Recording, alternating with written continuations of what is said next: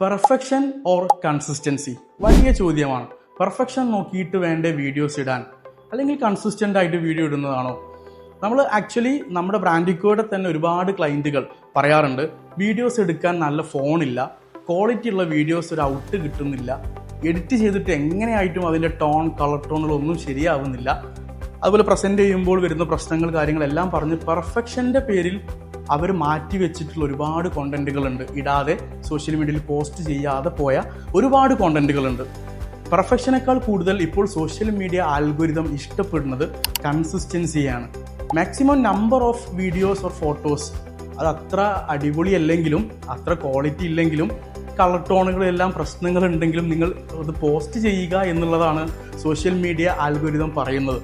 അപ്പം more content നിങ്ങൾ share ചെയ്യൂ, മോർ ചാൻസ് ടു വിൻ അവിടെയാണ്. സോ പെർഫെക്ഷനേക്കാൾ കൂടുതൽ നമ്മളിനി ഇഷ്ടപ്പെടേണ്ടതും നമ്മളിനി ചിന്തിക്കേണ്ടതും കൺസിസ്റ്റൻസിയിലാണ്. So consistency is the key to win.